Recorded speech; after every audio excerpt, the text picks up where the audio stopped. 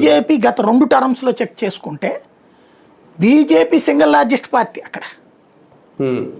Second ప్లేస్లో RJD, third ప్లేస్లో నితీష్ కుమార్ వచ్చిన పరిస్థితి ఒకసారి.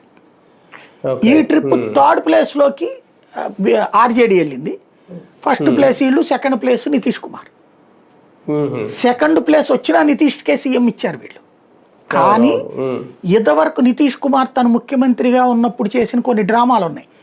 కీలక పదవులన్నీ అతని దగ్గరే పెట్టుకుని, ఇప్పుడు మన చంద్రబాబు గారు పవన్ కళ్యాణ్కి ఇచ్చినట్టు పంచాయతీరాజ్ శాఖ, అటవీ శాఖ, లేకపోతే బీజేపీకి ఇచ్చినట్టు వైద్య ఆరోగ్య శాఖ, ఇట్లాంటి శాఖలు ఇస్తారు.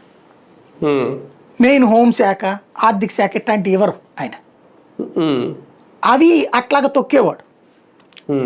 ఎందుకంటే నాదే మెజార్టీ అనేది. ఈ ట్రిప్ ఏం చేసింది బీజేపీ, ఈయనకి మెయిన్ నుంచి హోంశాఖ కూడా తీసుకుంది. అది మరి ఇస్తావా సస్తావా అంది, అయిపోయింది. ఇంకోటి వారసత్వ రాజకీయాలకు వ్యతిరేకంగా పుట్టింది నితీష్ కుమార్ వీళ్ళందరూ కూడా.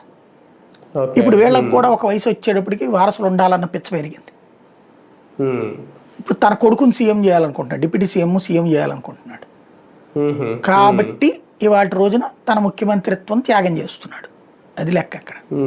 బీజేపీ కోసమే త్యాగం చేస్తున్నారా సార్ నిజంగా? బీజేపీ కోసం కాదు, తన రాజకీయ భవిష్యత్తు, తన కొడుకు రాజకీయ భవిష్యత్తు, తన గురించి కాదు. తన బీజేపీ ఏమైనా ఆఫర్ చేసి ఉంటుందా సార్ ఎలక్షన్స్ ముందు?